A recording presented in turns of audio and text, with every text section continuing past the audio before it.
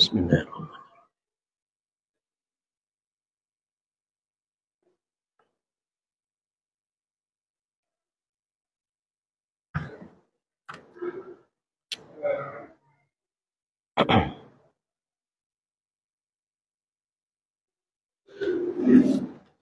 Assalamualaikum warahmatullahi wabarakatuh. Bismillahirrahmanirrahim. Alhamdulillah. Alhamdulillahil wahidil ahadil fardil samad. Alladzi lam yalid wa lam yulad wa lam yakul lahu kufuwan ahad.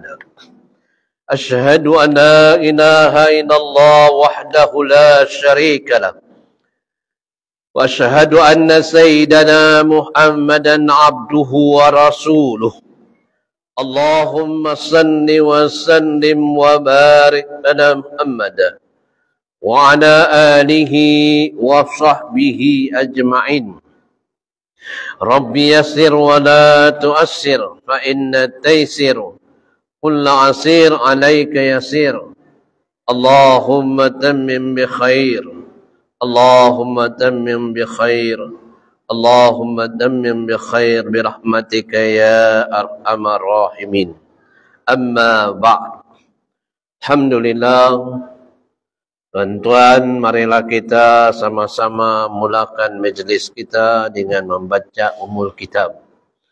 Kita niat dan kita hadiahkan khusus kepada Nabi kita, keluarganya, para sahabatnya, muslimin, muslimat, mukminin, mukminat. Dan kepada guru-guru kita, para alim ulama. Dan khusus kepada kedua orang tua kita, sama ada yang masih ada maupun yang telah pergi meninggalkan kita. Al-Fatihah. A'udzu billahi minasy syaithanir rajim. Bismillahirrahmanirrahim. Alhamdulillahi rabbil alamin. Ar-Rahmanir Rahim. Maliki yaumiddin. Iyyaka na'budu wa iyyaka nasta'in. Ihdinas shiratal mustaqim. صراط الذين أنعمت عليهم غير المغضوب عليهم ولا الضالين.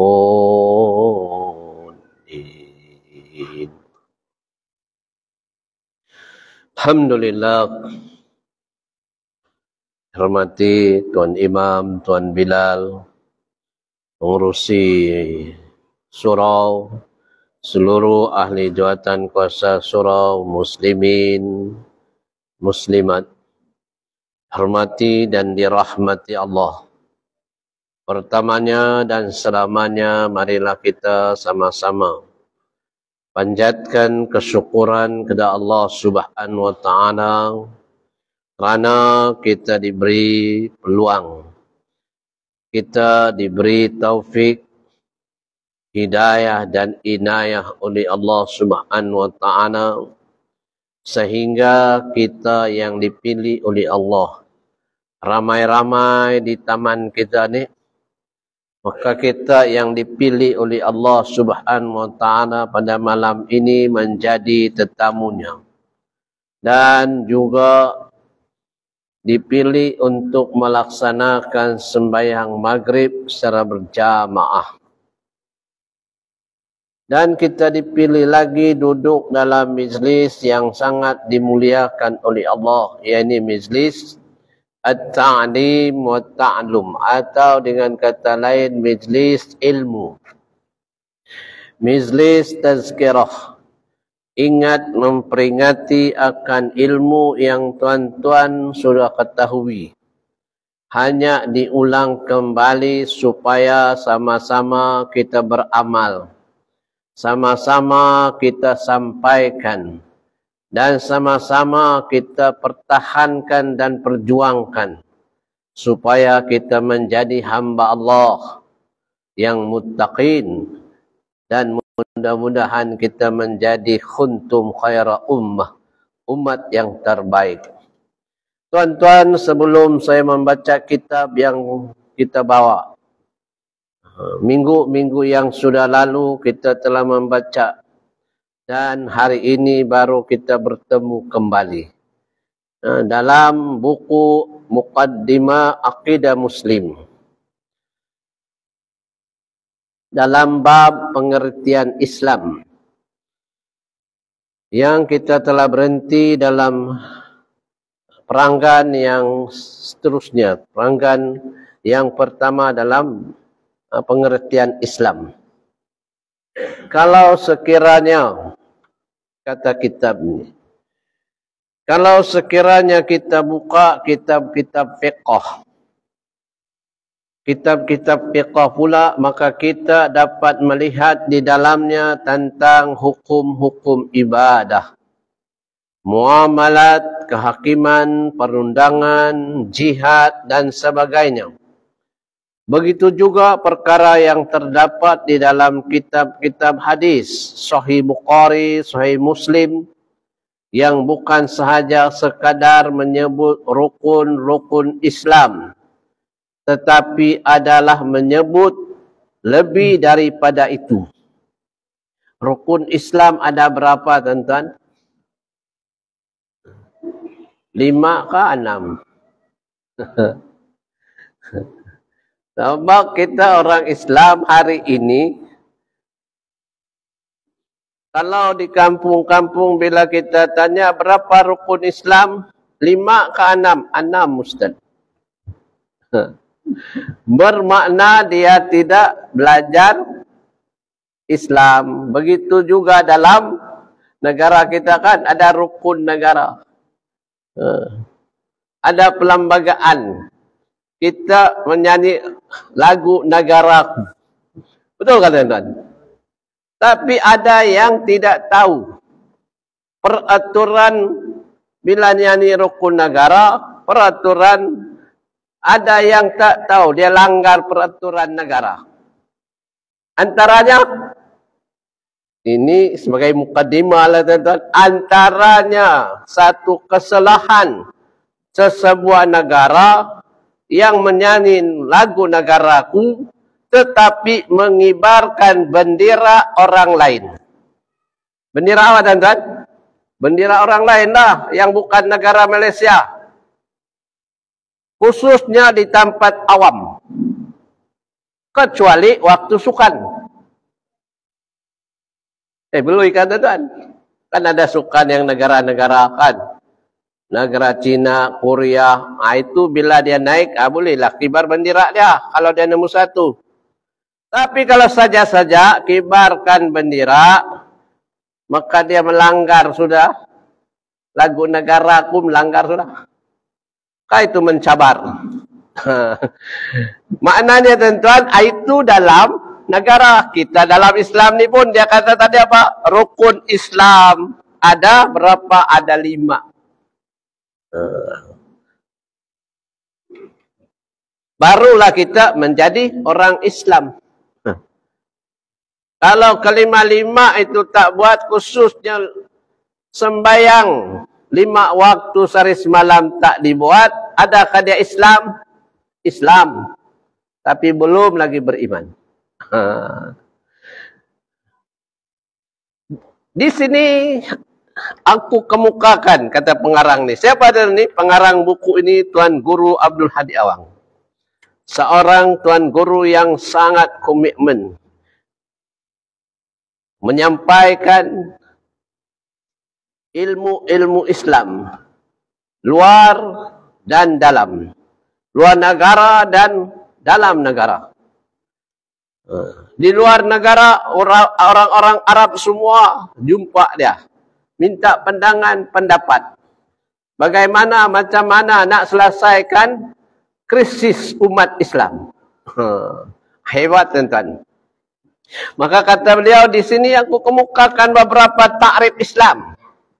Sebagaimana yang pernah dikemukakan oleh ulama berdasarkan pada Al-Quran dan sunnah. Di antaranya ialah pertama, kata beliau, saya nak takrif Islam ni ada beberapa. Mengikut apa? Mengikut apa yang dikemukakan oleh ulama-ulama yang terdahulu. Luar negara dan dalam negara kita. Kita pun ada ulama juga. Ulama tanah air kita, ulama tanah Melayu kita. Yang tidak kurang hebatnya. Sehingga menjadi rujukan kepada ulama-ulama orang Arab. Kalau siapa-siapa yang pernah, kawan-kawan kayak saya belum pernah pergi sana. Di mana? Di Universiti Azhar. Dia kata banyak kitab Melayu sana, Ustaz.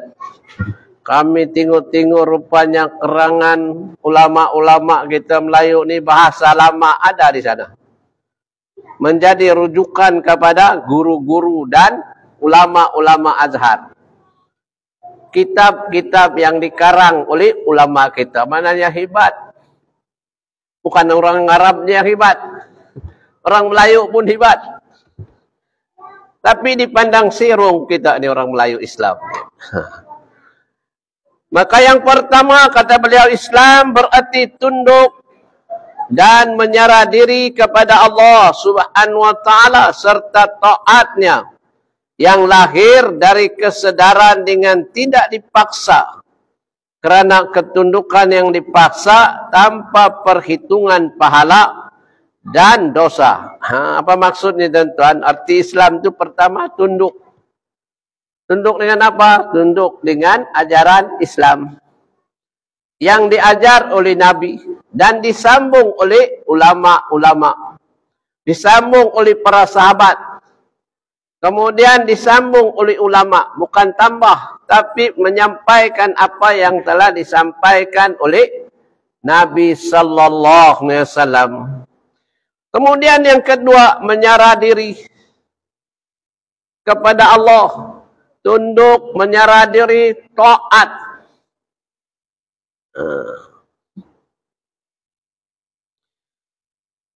Dan tidak dipaksa. Islam itu tunduk, menyerah diri, taat, dan tidak dipaksa. Kita buat ibadah ni, kita sembahyang ni dengan kerelaan kita. Ada juga Ustaz, paksa atau budak-budak sembahyang, turutan kalau tak sembahyang. Itu nak didik, tuan-tuan. Tapi bila sudah jadi dewasa macam kita ni, sudah menjadi mukalaf dan mu'alaf. Kenapa sebut mu'alaf juga? Ada dua yang macam sama kan? Mukalaf dengan mu'alaf. Ini ada orang ni rasa mu'alaf. Sudah 50 tahun masuk Islam masih mu'alaf lagi. Tak mau belajar. Mu'alaf itu siapa, tuan-tuan? Mu'alaf itu orang yang masuk Islam. Dia awalnya tak Islam, masuk Islam. Bila mana mengucap 2 kalimat syahadah, maka dia pun termasuk juga orang yang hendak menyerah diri kepada Allah, tunduk kepada Allah, taat kepada Allah dengan tidak dipaksa. Saya masuk Islam ni Ustaz, saya kahwin bah. Terpaksalah. Sebab itu orang yang kasih masuk Islam, anak tanya. Kita yang kasih masuk Islam ni, tanya dia. Kau masuk Islam ni kerana siapa? Ada orang paksa? Ada orang yang ugut kau? Kalau ada orang ugut kau, ada orang paksa kau masuk Islam, kami tak boleh kasih masuk Islam. Kenapa? Sebab agama kami tidak mau paksa. Allah bagi amaran dalam Quran, la ikraha fiddin, tak ada paksaan beragama. Maka kalau kau masuk juga Islam boleh, tapi bukan kerana kau kawin, bukan kau kerana dipaksa, bukan kau kerana siapa? Sebab kau tunduk, kau menyerah diri dan kau taat dengan Allah. Dengan kata lain, aku masuk Islam ini kerana Allah. Lepas tu mau kawin silakan. Tapi untuk nak masuk Islam kena ubah niat dulu. Niat apa? Kerana Allah aku masuk Islam. Bukan kerana kawin dengan si Fulan bin si Fulan. Barulah dapat. Kalau masuk Islam kerana Allah, si Fulan pun dapat, Allah pun dapat, Islam pun dapat. Akhirnya selamat dunia dan akhirat. Nah itu yang kita mau. Yang tak selamat tu sebab dia kejar si kawan. Kawin kerana dia apa? Kalau bukan kerana dia, aku nak masuk Islam ini. Nah itu paksa. Maka Islam kata tadi tunduk, menyerah diri, taat dan tidak dipaksa. Tidak terpaksa. Kita sembahyang ni tidak terpaksa. Kita puasa tidak terpaksa. Barulah ada kemanisan iman. Barulah ada rasa di sini. Orang Sarawak bilang siok. Baru ada siok untuk sembahyang. Tapi kalau kita sembahyang bukan kerana taat, bukan kerana menyerah diri kepada Allah, bukan kerana tunduk kepada Allah, lepas sembahyang buat perkara yang tidak disuruh. Sebab itu contohnya lelaki ini tak berapa nampak kan bila sembahyang, bila pergi main takraw pakai seluar pindik. Kenapa tu? Sebab waktu sembahyang tadi bukan dia sembahyang kerana Allah. Kenapa aku pergi sembahyang? Nanti orang cakap nanti aku Islam lah. Tapi orang bilang nanti aku tidak sembahyang. Tuan, muslimat macam tu. Kalau sembahyang, siap dengan tengok disermin lagi. Kan? Satu helai rambut pun tak dia kasih keluar. Bila? Waktu sembahyang. Tapi bila keluar dari masjid, buka habis. Berugal. Berugal kata orang Sabah. Tahu apa berugal tu? Dia buka semua. Bukan buka pakaian lah, buka tudung. Tadi, waktu sembahyang, okey. Lawak, kan? Keluar masjid, tidak dia peduli. Orang nampak dia ke, tak nampak ke dia, bergerambang ke rambut dia, tidak dia peduli, jalan je. Bila kita tanya, puan, cik, kenapa kau sembahyang tutup? Bila keluar masjid, kau buka. Jangan sibuklah Ustaz. Aku punya hati baik. Tidak semestinya orang pakai tudung lawak-lawak tu yang besar-besar tu. Hatinya belum tentu baik. Aku punya hati baik walaupun tidak pakai tudung. Betul kan tuan-tuan? Hati baik. Sudah nampak bukan hati baik, derhaka dengan Allah. Orang yang pakai tudung tu, sekurang-kurangnya, walaupun hatinya tak nampak, itu Allah punya urusan. Tapi yang kamu mengaku hati yang baik, tapi kamu derhaka dengan Allah terang-terang. Keluar masjid, buka tudung, derhaka. Ingkar dengan ajaran. Itu namanya tak tunduk dengan ajaran, tak taat dan tidak menyerah diri kepada Allah Subhanahu wa taala.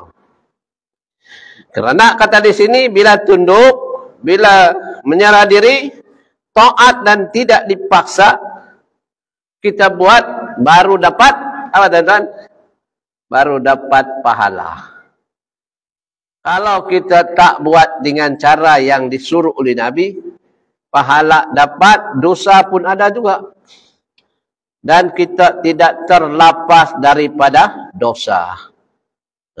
Kan? Tapi bila kita sentiasa ingat dengan Allah, bertaubat dengan Allah, menyerah dengan Allah, Allah akan ampun dosa kita. Hatta kata Nabi, bila selepas sembahyang istighfar 3 kali, Astaghfirullahalazim alladzi la ilaha illa wal hayyul qayyum wa atubu ilaihi. 3 kali. Diampunkan dosanya, walaupun dosa itu sebanyak buih di laut. Maka bila lepas sembahyang, jangan kita tidak ikut. Sunnah saja tuan-tuan. Tak wajib pun. Kalau aku tidak buat Ustaz, tidak ada apa-apa. Tak berdosa. Tapi rugi. Rugi kenapa? Sebab Nabi kata diampun dosanya walaupun sebanyak air buih di laut. Maknanya bila kita buat dengan tunduk, menyerah diri, patuh dan tidak dipaksa kita buat apa-apa yang disuruh oleh Islam, maka kita dapat pahala. Kalau kita buat tidak kerana tunduk, tidak kerana menyerah, tidak kerana taat, terpaksa, maka dosa. Kita buat terpaksa, kita berdosa. Ataupun kita tak mau buat, berdosa lah. Aku tak mau sembahyang. Sembahyang pun sama juga, jahat juga. Sembahyang pun sama juga. Tengok orang yang sembahyang lu jahat juga. Kita ambil orang pula. Kita sudah tidak sembahyang, kita tuduh orang lagi jahat. Orang yang sembahyang jahat juga. Aku yang tak sembahyang ni belum, tidak juga aku mencuri. Tapi ada yang orang sembahyang tu dia curi lagi. Ada aja alasan. Firman Allah Subhanahu wa taala, apakah mereka mencari agama yang lain daripada agama Islam, yakni agama Allah Subhanahu wa taala, padahal kepada mereka menyerah diri segala apa yang ada di langit dan di bumi. Kata Allah dalam surah apa ni tuan-tuan? Dalam surah Al-Imran ayat 83. Allah bertanya, adakah mereka mencari agama yang lain daripada agama Islam, agama Allah ni? Adakah kita ni nak cari lagi agama lain? Sedangkan kata di sini, langit dan bumi ni menyerah diri kepada Allah. Yang kita manusia ni mau cari lagi agama lain selain Allah. Tetapi langit dan bumi menyerah diri kepada Allah.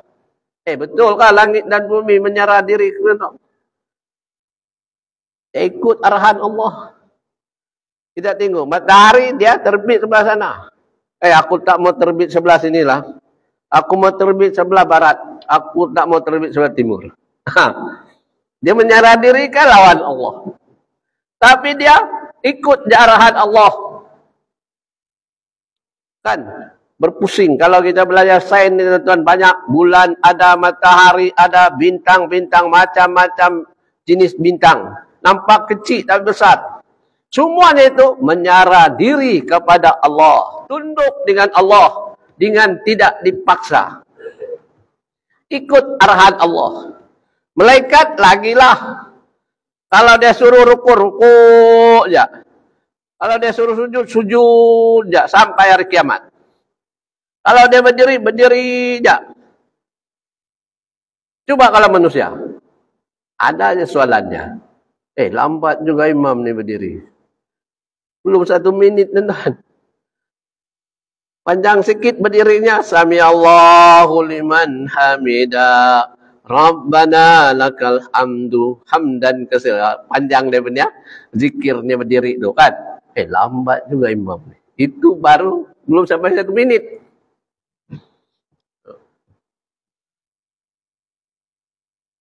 Kalau macam tentera tu, dia baris seluruh. Terpaksa.